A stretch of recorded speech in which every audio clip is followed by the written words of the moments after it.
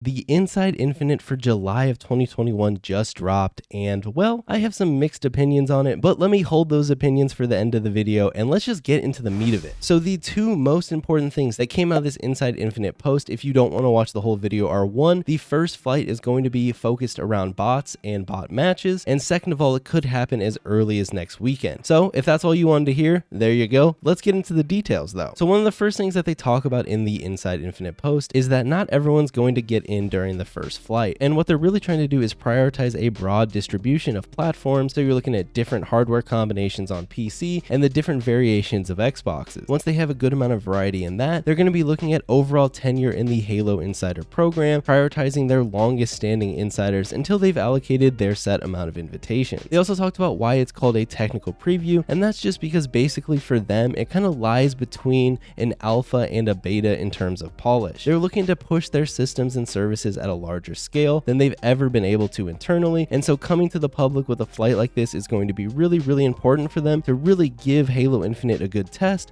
before the gates fully open at launch this holiday. They mentioned that while feedback and other insights are certainly valuable, the most important thing that they're looking for is testing and stressing the technical side of Halo Infinite. They do want to be transparent though and mention that the build we're going to get is going to have some bumps and rough edges, but the technical preview is a few months behind the current build, so these are things that could have already been addressed. So like I mentioned, one of the most important parts of these technical previews is going to be testing the game, and there are a handful of main things that they really want to test. So they want to test the stability of the game on all the different hardware specs and platforms, make sure the game is performing well, it isn't freezing or crashing at certain times on specific hardware, and this is really going to allow them to get large scale sampling of all the different variations of hardware setups that people can have, whether it's just different Xboxes or the endless amounts of different hardware that you can put into a PC. This is really something you can only accomplish once you have a flight like this out in the public, as that's where you're going to get the widest variety of different PC setups and all the different hardware. So this is a critical focus for them. They're also trying to test their online services just to make sure that it all works well at an immense scale. They mentioned that this is their largest bucket since it includes so many intertwined services that need to function in perfect harmony. Matchmaking, server scaling, playlists, challenges, stats, battle pass progression, and much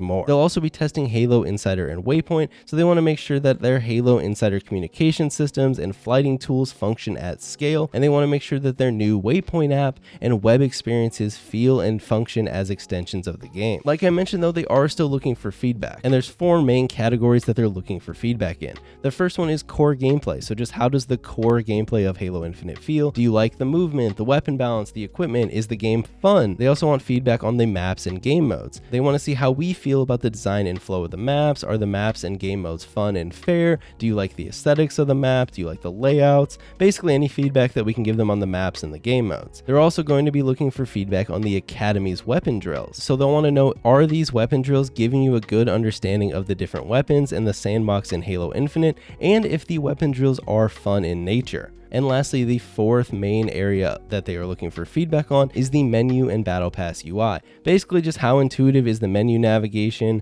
Are you able to understand your progression through the Battle Pass? And were you able to easily find and equip customization items? I think this one's pretty important because with a bad UI, even a good game can kind of become a chore. They did mention that feedback is going to come from all places, not just the Halo Waypoint forums. So they're going to be looking at social media, YouTube videos, live streams. 343 has a team assembled that's going to monitor it all to a certain degree. They also want to be transparent and let us know that not all of the feedback that they're going to get can be addressed before launch. There will have certain things that they can address before launch, but some things might have to come post-launch and be rolled more into the roadmap of ongoing updates for Halo Infinite. They did stress though that if you have bugs, those still need to be submitted via Halo support and not just posted on Twitter or in a YouTube video, etc. So like I mentioned earlier, the content in this flight is going to be bot focused. So let's talk about the specific content that we're getting. We're going to get arena gameplay versus bots, we're going to get arena maps, Academy weapon drills, menu and Battle Pass UI, and the new Waypoint experiences on web, iOS, and Android. So like I mentioned, this preview is going to be bot focused, and so in the Inside Infinite post, they've kind of dubbed it the bot arena, as this is going to be the first time that bots kind of make their way into the multiplayer of Halo. And so with this, they're going to be debuting the bot arena playlist,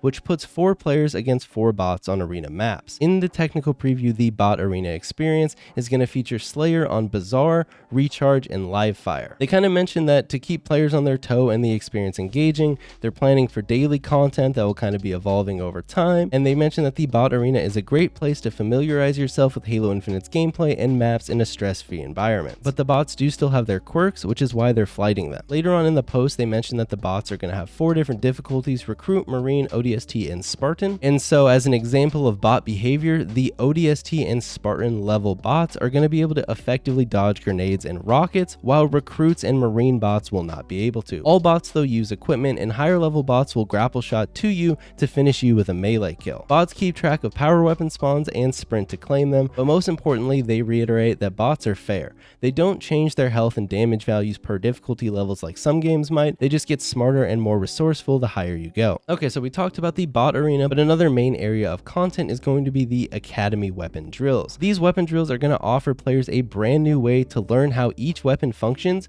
before entering into the heat of battle. You'll have a firing range area that features moving and strafing bots for target practice, and they're going to feature different levels of difficulty and a star rating system. The more damage you deal to the bots, the higher you score. And then they kind of mentioned that these are the weapons that are going to be available in the weapon drills. We have the assault rifle, the battle rifle, the sidekick, the bulldog, the needler, the commando, the sniper, the plasma pistol, the pulse carbine, the ravager, the heat wave, which I don't know if they've confirmed what that is, but I wonder if it's that scattershot looking purple weapon from the trailer, and then lastly the skewer. And to kind of close it out, they just talk more about the battle pass challenges, menus, customization, along with a new Waypoint app and website. They do say that we will get a set amount of in-game credits to be able to unlock things from the battle pass, but customization items unlocked during the technical previews will not carry over to the full game release later this year. And similar to how they're only flighting a subset of arena maps and modes, the technical preview will be a truncated battle pass and only contain a small fraction of the customization options planned for launch. With the Waypoint app and website, Halo insiders should be able to view their battle pass progression, challenges, and even customize their Spartans, and any Halo insider that are invited to the technical preview will be able to view, access, and take advantage of these experiences through the Waypoint app. And yeah, that's pretty much it for the details from this Inside Infinite. So I said I wanted to save my opinions for the end because I didn't want to muddy up the video if you guys didn't want to hear this, but this flight is disappointing to me. It is very disappointing to me that we're probably 4 months out from the release of Halo Infinite and the first flight we get is just bot matches. Don't get me wrong, it's still going to be fun to mess around with Halo Infinite sandbox and go mess around with all the different weapons and play on the maps and shoot at the different bots, but I want to play against real people, not necessarily just against bots, and so that definitely is disappointing to me. You guys will have to let me know in the comments below if you were just unbelievably excited